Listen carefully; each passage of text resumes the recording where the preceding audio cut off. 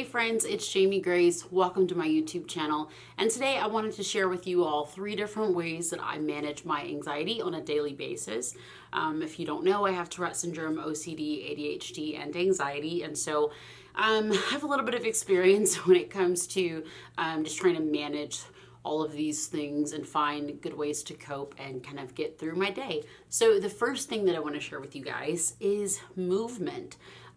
Sometimes it really is hard for me to get in the mental space to do something like working out or going for a walk. Like it feels kind of easier said than done, and just in my head I can just go to a place where I'm just like, I can't move, I can't walk, like it just, yeah.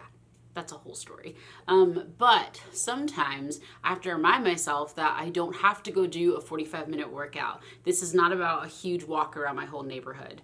This is about getting up and moving from my desk down to the kitchen, or from my kitchen to the front porch. Just that physical change of scenery, 1, it just makes me feel accomplished, and 2, it can kind of calm the anxiousness that I'm feeling. I heard someone say recently, or I've heard a lot of people say, that when a baby is crying, you should either give them a bath, like so give them water, or take them outside. And that is actually very relevant for adult humans as well, and especially us adult humans with anxiety. Sometimes that change of scenery can change everything. So if I'm feeling anxious, if I'm feeling overwhelmed, I will sometimes just like, okay, I'm just gonna get up and I'm just gonna go and move. I'm gonna go do something, gonna physically change where I am, and that could have a positive impact on the emotional state of where I am as well. My current favorite place to do that is my front porch, because I'll just go out there and like stand for like a few moments, and I'm just like, yeah, I did this. I got up and I walked out of the house, which if you deal with anything mental health wise, like you get that those small steps are not small steps when you had to take big steps to get there. Okay, so the second thing that I want to share with you guys that is really important to me, that I really enjoy, is journaling. So now I want to make sure it's very clear. When I first kind of got into journaling, people are like, you should journal, I'm like, I don't want to do that.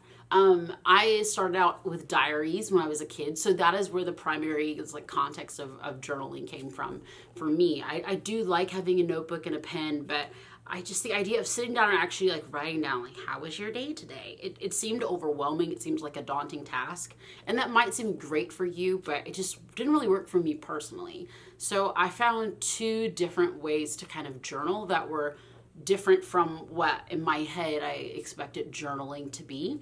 So the first one was writing songs. Like, that's what I do for a living. I write songs, and that's a different form of journaling, but it's a way that I'm getting all those emotions out. And then the second way of journaling is on my phone. Now, that might not seem like that big of a deal, but for the longest time, I just had this concept in my head that I had to go buy like a Moleskine and like journal with a pen. And also, like, I joke a lot, but it's also very serious. Like, my sister's a celebrity poet, and so like she's like the best journaler ever. So I felt so intimidated, but I'm like, wait, I can just open my notes app and just type out like, today was a hot mess. And like, I'm being serious, guys, that actually really helps to just type that out, even if it's 1 sentence, 2 sentences. Type out how I'm feeling, type out what I'm thinking, and maybe even type out some goals that I want to achieve, or type out some goals that I have achieved that I start feeling proud of myself. Like that day, I might even type, like today, like I ate a really healthy lunch and I was like unnecessarily proud of it. Actually, no. It's necessary to be proud of yourself. And so I was very proud of that. And so I was just kind of like journaling. I was like, today I just like had a really good like chicken piccata. It was really lean. And it was really great. And I just journaled that and it felt really good. So, find what kind of journaling works for you, whether it's in song and poetry, an actual physical like journal, and your phone, a laptop, whatever that might be. And I think that might be encouraging for you guys. I don't know why my arms had to go all the way up in the air. But fun fact, about 2.5 years ago, or a year and a half, I'm not sure, time doesn't exist anymore. I went to my sister and I said, like, hey, I've been kind of journaling on my phone, and have been trying to really figure out the difference between my anxiety diagnosis and my everyday anxiousness. I was like, so like, can you like read this journal entry? And my sister read it and she was like, that's not a journal entry, that's chapter 1. And I was like, don't lie to me, because I don't have time to write a book. I'd rather be eating a chicken sandwich. But no, like, she told me that, and I was encouraged by that. And it ended up becoming my book, Finding Quiet, that comes out next month. So I'm really excited about that. So that is journaling. And then the third and final thing that is great for me when it comes to my mental health and anxiety in general, but also all the things, is counseling. It's therapy. I love it so much.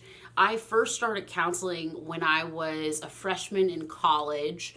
I didn't have a ton of experience with like sitting down with a therapist, but I also knew that I was going through a lot emotionally and that we had free therapy on campus. And for me, like, free is like, why would I not try this out? So it was cool. Like, it was like, literally, like, it wasn't like exceptional, but it wasn't devastating. It was a nice session. And so I enjoyed that. I didn't go regularly, but over the course of the last 10 years, I've gone on and off, just when I've needed it in different seasons. Sometimes you might feel like you really just want to sit down with someone with like some biblical counsel, because if you don't know, I'm a Christian, and so you might be trying to figure out a decision, what to do in a relationship, a friendship, and you just might want some wisdom and some encouragement from someone that has a similar spiritual like belief or background as you. And so that's what I was more familiar with growing up. I hadn't had that kind of counseling, but I'm a pastor's kid, so that's called pastoral counseling. But then sometimes you want to take that next step and you want to work with someone that is an actual therapist, a clinical therapist. And then sometimes you might want to work with a psychiatrist. There are different people that serve different roles, and they're all valid roles for different things. And something that I've really benefited from is working with a therapist, a licensed counselor, to talk through and work through some things when it comes to my mental health and my mental wellness. And that's something that's really important to me. And so I am super excited because now I get to share with you guys one of the ways that I've been doing that. I actually just joined up with faithfulcounseling.com, and that's where I get my therapy now, which I'm really excited about because I was nervous at first about doing therapy on like Zoom or video chat, because I was like, I don't know how I feel about this, but I was like, let me just try it. And it's actually been good. I'm really excited about it. And I want you all to be able to share in that and check it out if you want to. It's just faithfulcounseling.com. And they offer 4 different ways of counseling. You can do messaging, you can do video chats, or like a live chat. Whoa, I just showed my age there. And then you can do like a live, like actual messaging chat live back and forth. And then you can do on the phone as well. And it's just such a really awesome thing. One of the things I love about it, as I put up 2 fingers, one of the things I love about it is that these are licensed therapists that if you want, they can incorporate some spiritual sides of things and share perspective when it comes to sharing the same faith. Because like I said, I'm very pro therapy and counseling, and I'm so great that I have the support of my family as well. But I'm also a pastor's kid, and there's something called pastoral counseling. They're 2 different things.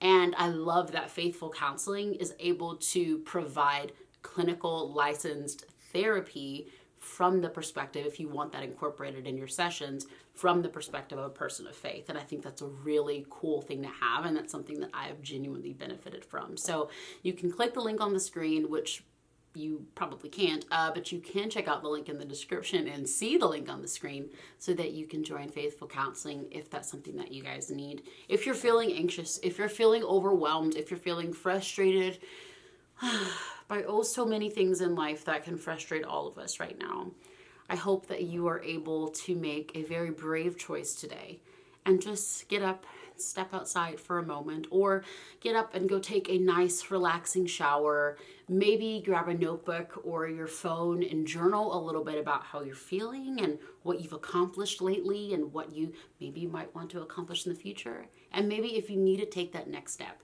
then I hope you will go to faithfulcounseling.com, and I hope that you will find a counselor that can meet you where you are.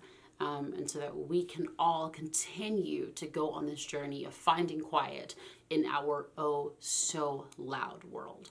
So comment down below if there are any other things you guys want to know about anxiety, about topics like this. I'm not a doctor, but I am going through this alongside you guys, and I'm very grateful for the privilege of a platform to share my journey with you. Thank you so much for watching this video. Click the screen to subscribe. Oh, was that beautiful? That was stunning.